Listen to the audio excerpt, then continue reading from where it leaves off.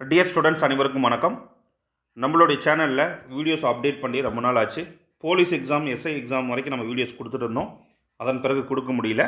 So இனி வரக்கூடிய காலங்களில் நம்ம வீடியோஸ் ரெகுலராக நம்ம பார்க்கலாம்.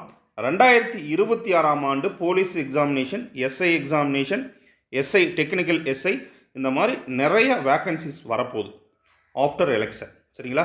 ஸோ அதனால் ரெகுலராக படிக்க ஆரம்பிச்சிருங்க. First primary source school book. So syllabus என்ன அப்படிங்கிறத தெரிஞ்சுக்கிட்டு படிக்க ஆரம்பிச்சிருங்க. ஸோ உங்களுக்கு நான் சப்போர்ட் பண்ணி கொடுத்துட்டே வரேன். மொத்தம் 100 தேர்வுகள் போலீஸ் எக்ஸாமினேஷனுக்கு கொடுத்துருந்தேன். 2025 நடந்த தேர்வுக்கு 100 டெஸ்ட் புக்கு ஒன்று கொடுத்துருந்தேன். ஸோ அந்த புக்கில் இருந்த 100 தேர்வுகளை ஒவ்வொரு நாளும் வாங்காத மாணவர்கள் இந்த தேர்வை கரெக்டாக கம்ப்ளீட் பண்ணுங்கள். 100 டேஸ் நீங்கள் ஃபாலோ பண்ணிங்கன்னா 2026லேயும் நீங்கள் போலீஸ் ஆக முடியும்.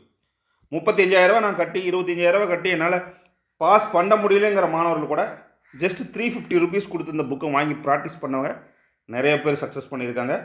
ஸோ அப்படி சக்ஸஸ் பண்ண மாணவர்கள் கமெண்ட் பாக்ஸில் மறக்காமல் உங்கள் கமெண்ட்டை கொடுங்க. ஸோ வாங்க வீடியோக்குள்ளே போயிடலாம். ஸோ ஃபஸ்ட்டு டெஸ்ட்டில் இருந்த ஃபர்ஸ்ட் கொஸ்டின் என்னென்னு பார்க்கலாம். வாக்கியம் 1, வாக்கியம் 2. பருத்தி உற்பத்தியின் பிறப்பிடம் இந்தியா என்று கூறியவர் எட்வர்ட் பெயின்ஸ் அப்படின்னு ஒரு நபர் சொல்லியிருக்காரு. வாக்கியம் 2 பாருங்கள். ஷாஜகான் ஆட்சியின் போது இந்தியாவுக்கு வருகை புரிந்தவர் பெர்னியர்.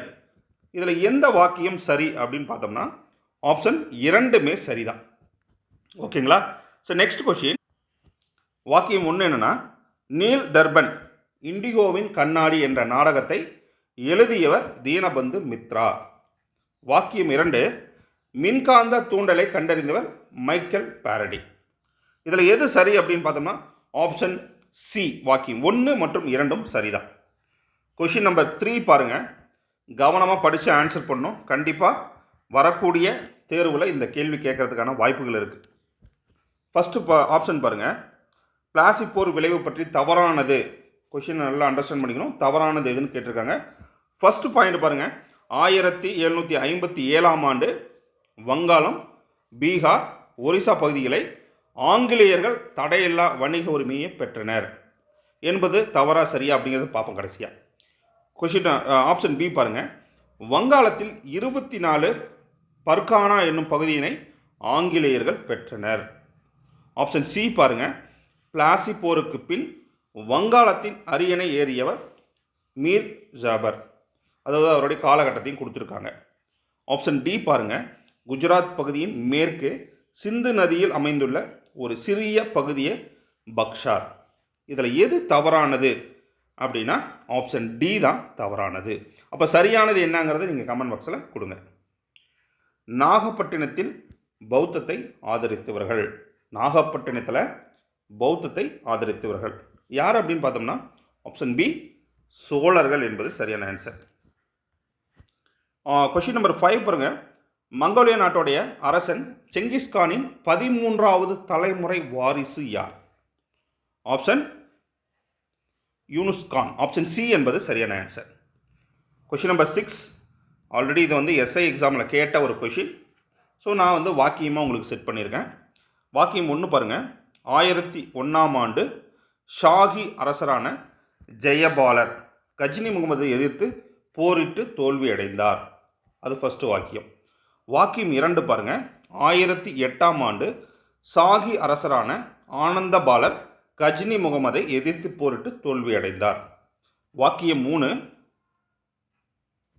வைக்கிந்தத்தில் பெற்ற வெற்றியின் விளைவாக கஜினி முகமது பஞ்சாப் வரையில் தனது ஆட்சியை விரிவுபடுத்தினார். ஸோ இதில் எந்த வாக்கியம் சரி, எது தப்பு அப்படின்னு நம்ம கண்டுபிடிக்கணும். இந்த கொடுக்கப்பட்ட 3 வாக்கியமுமே சரியான ஆன்சர் தான். வாக்கியம் 1, 2, 3 என்பது சரி. ஸோ இது ரொம்ப நோட் பண்ணி வச்சுக்கோங்க. எஸ்ஐயில் ஆல்ரெடி கேட்ட ஒரு கொஷின். இந்தியாவில் பழைய கற்கால கருவிகள் கிடைத்துள்ள இடங்களை சரியாக பொறுத்துக. பொறுத்திடலாங்களா? இந்தியாவில் பழைய கற்கால கருவிகள் கிடைத்துள்ள இடங்களை சரியாக நம்ம மேட்ச் பண்ணோம். ராஜஸ்தான் என்ன? ராஜஸ்தான் அப்படிங்கிறது லூனி ஆற்று சமவெளி சரியாக பொருந்தும். அப்போ 1க்கு 4 நம்ம டிக் பண்ணலாமா? பண்ணலாம். ஆந்திரா எடுத்துக்கிட்டோம்னா ரேணுகுண்டா. கர்நாடகாவை எடுத்துக்கிட்டோம்னா பாகல்கோட். மத்திய பிரதேசம் அப்படின்னு எடுத்துக்கிட்டோம்னா பிம்பெட்கா. தமிழ்நாடு அப்படின்னா அத்திரம்பாக்கம். ஸோ இதுதான் சரியான மேட்ச்சு. அப்போ ஆன்சர் வந்து ஆக்சுவலாக ஏவில் அமைஞ்சிருக்கு. 4, 3, 2, 5, 1 என்பது சரியான ஆன்சர். Question number 8. சிந்து சமவெளி நாகரிக மக்கள் கோதுமை, பார்லி, அரிசி உள்ளிட்ட உணவுப் பொருட்களை ஏற்றுமதி செய்தனர் என்பது சரியா தவறா அப்படிங்கிறத நம்ம கண்டுபிடிக்கணும். வாக்கியம் 2 பாருங்கள். சிந்து சமவெளி மக்கள் எண்ணிக்கையில் 16 மடங்குகளை பயன்படுத்தினர். ஸோ இதில் எந்த வாக்கியம் சரி அப்படின்னா ஆப்ஷன் பி என்பது சரியான ஆன்சர். 1, 2 சரிதான். கொஸ்டின் நம்பர் 9 கவனிங்க.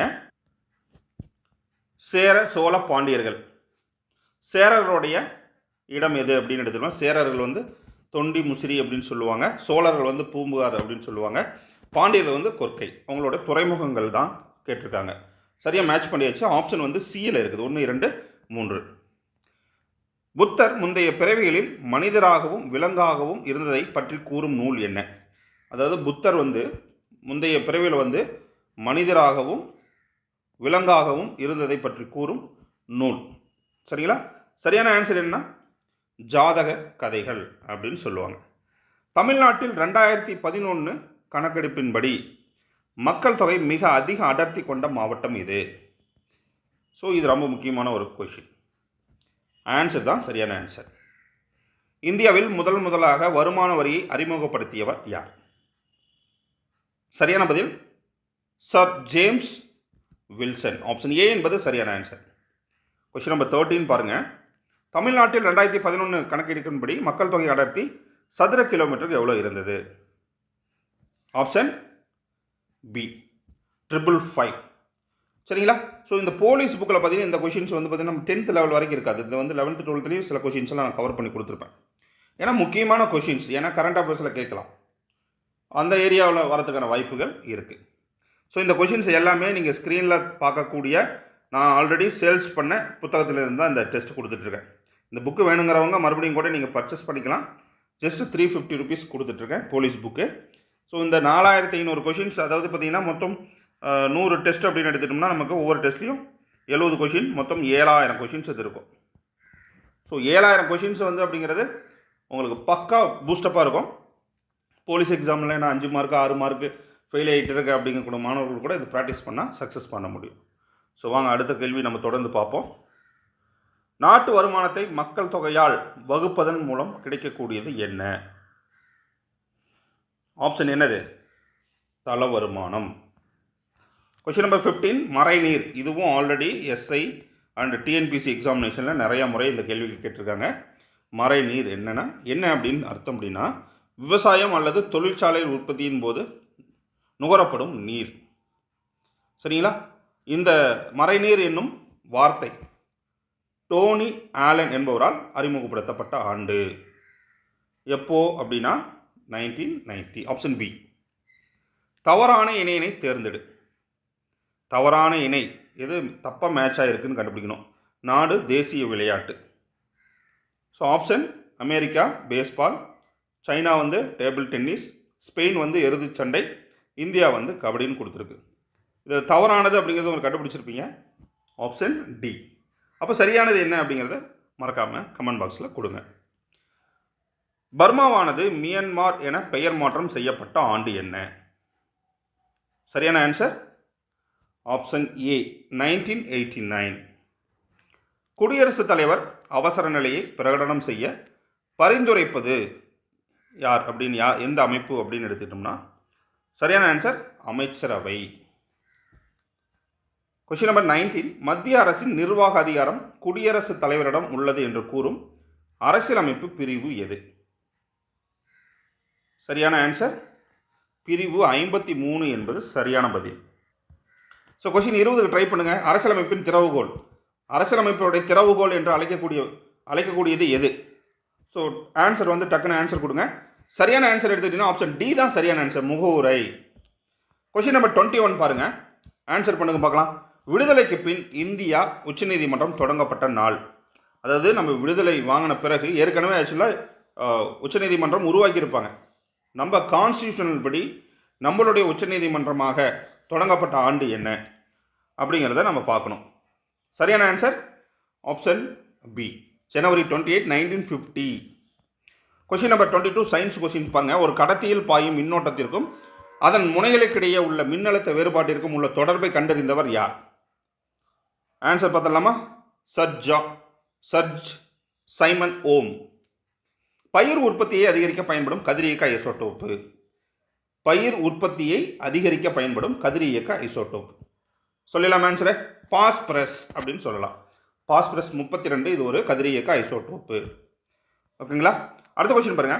வெற்றிட குடுவையை கண்டுபிடித்தவர் யார்? இது ஆல்ரெடி எஸ்ஐயில் கேட்கப்பட்ட ஒரு ப்ரீவியஸ் இயர் கொஷின்ஸ். ஆனால் இது இந்த புக்கு இந்த கொஷின்ஸ் எல்லாமே எதில் இருக்குது? பிசி 100 மாடல் டெஸ்ட் புக்கில் இருக்குது. பட் ஆனால் எஸ்ஐலேயும் இந்த கேள்விகள் வந்திருக்கு. ஸோ அதனால் நம்ம இதுதான் படித்தா நமக்கு தேர்வில் வரும், இது படித்தா வராது அப்படின்னு மூட நம்பிக்கையோடு இருக்காதிங்க. என்கிட்ட புக்கு வாங்குகிற மாணவர்கள் 99% கேட்குறது என்னென்னா, எதுக்கு சார் உங்கள் கொஷின் பேப்பர் ரொம்ப கஷ்டமாக இருக்குது, ஈஸியாக தானே போலீஸில் கேட்பாங்க. ஏன்னா 2025 எக்ஸாம் எழுதி பார்த்தீங்களா எப்படி இருந்தது? இந்த புக்கு வாங்கினவங்க கிட்டத்தட்ட ஒரு 200-300 பேர் எனக்கு மெசேஜ் பண்ணியிருப்பாங்க, சார் உங்களால் தான் சார் நான் சக்ஸஸ் பண்ணேன் அப்படின்னு. ரொம்ப ரொம்ப சந்தோஷமாக இருந்தது எனக்கு. ஏன்னா நம்ம கடுமையான உழைப்பை போட்டால் தான் சக்ஸஸ் கிடைக்கும். மேலோட்டமாக ஒரு 2000 கொஷின் யாரோ எனக்கு 99 ரூபாய்க்கு கொடுத்தாங்க சார், 200 ரூபாய்க்கு கொடுத்தாங்க சார், அதை நான் வாங்கி ப்ராக்டிஸ் பண்ணேன் சார், ஆனால் சக்ஸஸ் பண்ண முடியலன்னு அப்படின்னா வருத்தப்படக்கூடாது. நம்ம படிக்கிறத ஸ்கூல் புக்கை தரமாக படிச்சுட்டு டெஸ்ட்டு நிறையா போட்டு பார்க்கணும். டெஸ்ட்டு எதுக்கு எழுதி பார்க்குறோம்? நம்ம செய்கிற தப்பை திருத்தி கொள்வதற்கு, நேர மேலாண்மைக்கும். சரிங்களா? ஸோ நம்ம சரியாக படித்ததை வந்து கரெக்டாக ஆன்சர் பண்ண முடியுதா, பதட்டமாக இருக்கா, இல்லை எந்த இடத்துல வீக்காக இருக்கும், ஸ்ட்ராங்காக இருக்கும் அப்படிங்கிறதெல்லாம் தெரிஞ்சுக்கிறதுக்கு தான் டெஸ்ட் எழுதுறது. சரிங்களா? அதுக்கு தான் டெஸ்ட் எழுதுறது. ஓகே, நெக்ஸ்ட் கொஸ்டின் பாருங்கள். சரி, வெற்றிட குடுவையை கண்டுபிடித்தவர் யார்? சரியான பதில் ஆப்ஷன் சர் ஜேம்ஸ் திவார், ஆப்ஷன் பி. கீழ்கண்ட ஒன்று நிலத்தை காந்தத்துக்கு நிலை காந்தத்திற்கு எடுத்துக்காட்டு ஆகும் அப்படின்னு கேட்டேன். நிலைத்த காந்தம் அப்படின்னு நிலை காந்தம் அப்படின்னு அர்த்தம். ஸோ ஆப்ஷன் என்னன்னு பார்ப்போம். ஆப்ஷன் நியோட்டியம் அப்படிங்கிறது சரியான ஆன்சர். அமைதிப்படுத்தியாக பயன்படும் மருந்து என்ன? சரியான ஆன்சர் பர்பியூரிக் அமிலம், ஆப்ஷன் ஏ என்பது சரியான ஆன்சர். பிஇடி என்பதன் விரிவாக்கம் என்ன? பிஇடினா என்ன அப்படின்னு விரிவாக்கம் கேட்குறாங்க. அப்சர்வேஷன். பாலி எத்திலீன் டெரிப்தாலேட் அப்படின்னு சொல்லுவாங்க, ஆப்ஷன் சி. Question number 28. சிமெண்டில் ஜிப்சம் சேர்க்கப்படுவதற்கான காரணம் என்ன?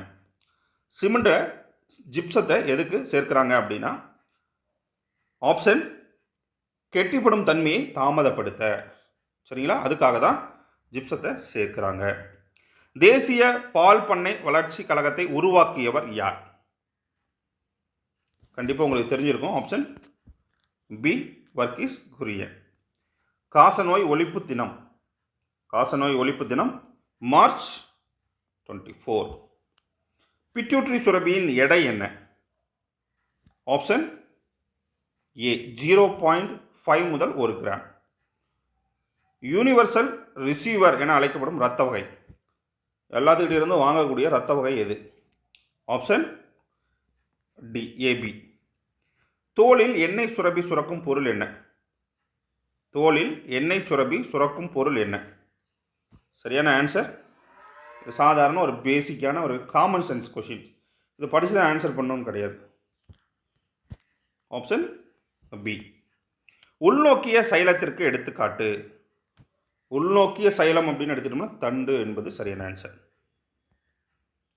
ஹிஸ்டாலஜியின் தந்தை யார்? மேரி பிரான்காய்ஸ் சோயியர் பிசெட் அப்படிங்கிறது தான் சரியான ஆன்சர்.